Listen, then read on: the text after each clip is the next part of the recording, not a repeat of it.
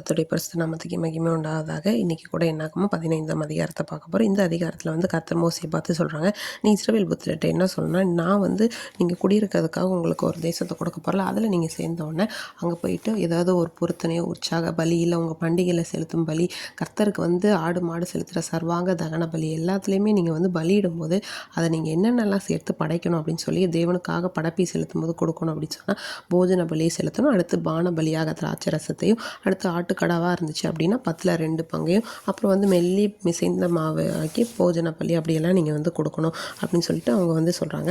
அது மட்டும் இல்லாமல் உங்களுக்காகன்னு மட்டும் நீங்கள் வந்து கொடுக்குறது இல்லாமல் உங்கள் கிட்டே இப்போ தங்கியிருக்கிற அண்ணியனோ வேறு யாராவது இருக்காங்க அப்படின்னா அவங்களுக்கும் நீங்கள் செய்கிற முறைமையின்படி நீங்கள் என்ன பண்ணணும் சொல்லணும்னு சொல்லிட்டு சொல்கிறாங்க.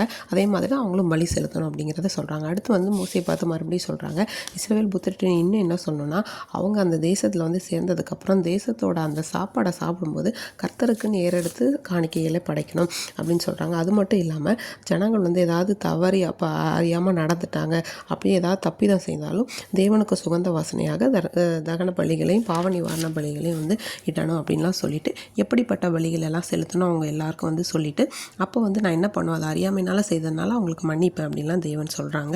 அடுத்து என்ன பண்ணுறாங்க அப்படின்னா, இந்த அதிகாரத்தில் தேவனுடைய கர்த்தருடைய வந்து கற்பனைகளை வந்து என்ன பண்ணக்கூடாது, நம்ம வந்து மீறி இருக்கக்கூடாது. அப்படி மீறிச்சுன்னா அந்த ஆத்மா அறுப்புண்டு போயிடும் சொல்கிறாங்க. அந்த டைமில் ஒரு நாள் ஓய்வு நாளில் ஒருத்தர் என்ன பண்ணுறாங்க, விறகு பிறக்கிறதுக்காக போகிறாங்க.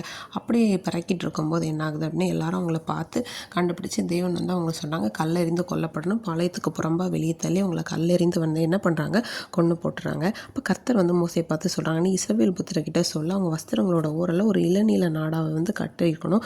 அதை வந்து அவங்க வந்து என்ன பண்ணணும்னா பின்பற்றி நீங்கள் நடக்கிற எல்லா வழியும் நடக்கும்போது நீங்கள் வந்து ஏதாவது ஒரு தப்பு செய்யும்போது அதை நீங்கள் பார்க்கும்போது இது தேவனுக்கு பிரியம் இல்லாதது, நம்ம வந்து அவருடைய கற்பனையின்படி வாழணுங்கிறத நினச்சி எனக்கேற்ற பரிசுத்தர்களாக நீங்கள் வந்து இருக்கணும் அப்படின்னு சொல்லிட்டு சொல்கிறாரு. நான் உங்கள் தேவனாக இருந்து உங்களை எகிப்து தேசத்துலேருந்து புறப்பட பண்ண கர்த்தர் நான் தான், நானே உங்களாகிய தேவனாகிய கர்த்தர்னு நீ சொல்லு அப்படின்னு சொல்கிறாரு.